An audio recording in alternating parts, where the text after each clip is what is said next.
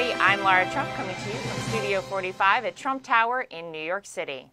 President Trump's action against a terror leader has put Iran on notice. Not surprisingly, many Democrats have expressed more sympathy for Iran than support for the president. Joining me is a U.S. Marine veteran and a member of the Annex security team that fought the Battle of Benghazi, Mark Geist. Mark, we're so excited to get you on. Thanks for being with us. Hey, thanks for having me, Laura. So following his decision to order a drone attack on Iranian terror leader Qasem Soleimani, President Trump addressed the nation. Take a look. I salute the incredible skill and courage of America's men and women in uniform.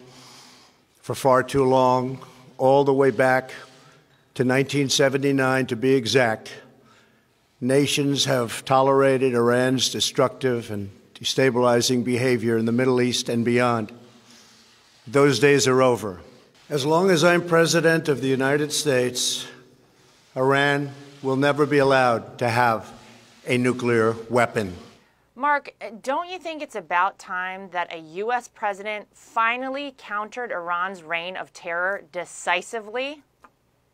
Oh, it's so overdue, it's ridiculous. I mean, the last administration's role of appeasement is just 180 degrees opposite of what we needed. And I don't think we would be in this situation had they took a stronger stance back then. Right. It's about time that somebody stood up and said enough is enough, because we've looked at like a pretty weak country for quite some time, I think, around the world, and especially to people like Iran. And I want to go to something that I know is very personal to you. You saved the lives of 25 Americans in Benghazi.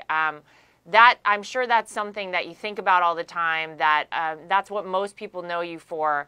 You, I'm sure more than anyone, take the president's pledge that there will be no more Benghazis really, really seriously, don't you?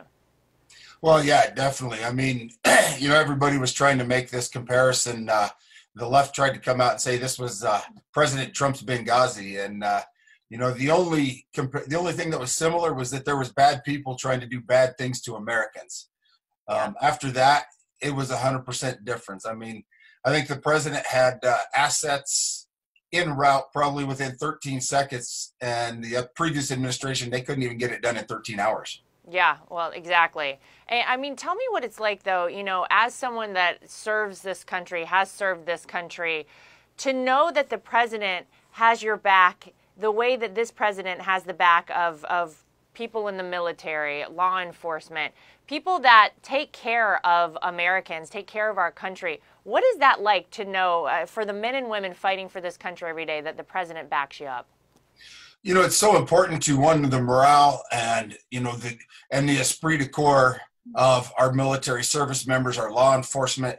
You're not sitting there looking over your shoulder now, whether or not the rules of engagement or anything like that are. And next thing you know, you're going to end up going to prison or something like that for protected lives.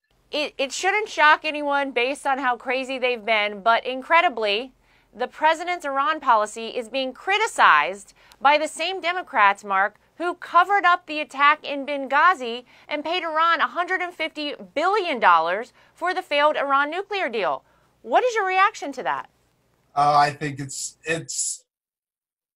just pathetic on them, on their part. I mean, I think if the president endorsed oxygen, they would all shove their heads in plastic bags just so they didn't have to breathe. I don't know. It's ridiculous. I mean, I always, I asked, when is enough enough? I mean, how much American blood has to be spilled? How many people have to be under threat of violence by these rogue regimes before we take action? And to them, 600, 700 Americans killed, how many thousands that have been injured by the Quds Force, by General Qasem Soleimani and all the protractors underneath him. I mean, when is enough enough? And apparently it's not for the Democrats. I mean, they jumped on that. And I think one of the best memes I saw is it was a picture of the president, and it said, and for my next magic trick, poof, the Democrats are backing Iran. Right. A terrorist. Like, they're backing terrorists now. But, Mark, that just speaks to the fact that it doesn't matter what this president does. they are going to fight back against him. And it's actually a little bit funny to watch them do this stuff. I mean, truthfully, it's really sad. These are people that are supposed to be leading our country and representing the people of our country, and yet they're siding with a terrorist over the president only, Mark, because it is President Donald Trump. I mean, doesn't matter what he does, no matter how great it is for the United States, they will criticize him for it. And you saw it happen here. But I think for most people, they realize that that's happening. And I actually want to get your take on this because I have family that still serves in the military today. For people out there that don't understand what taking out Soleimani meant, from your perspective, for the men and women that fight for this country every day and somebody that sort of has been in this, how important is that? What did that mean? Because this guy was not I hate even calling him a general. He was a terrorist, right? Yeah, he was. I mean, 100%. You know, I was in Iraq from 2004 to 2009.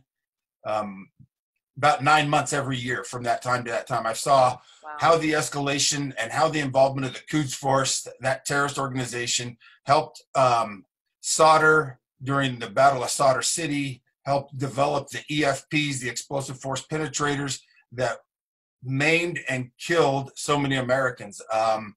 You know, I've seen the other side of what happens when an EFP goes off, coming up on it as a quick reaction force or something like that. And to get rid of somebody who is doing that is so important to, again, to the morale of the people, to let them know that, you know what, there is nobody that's untouchable if you're going to hurt Americans. Yep, absolutely right. Well, Mark, listen, we really thank you so much for your service to this country.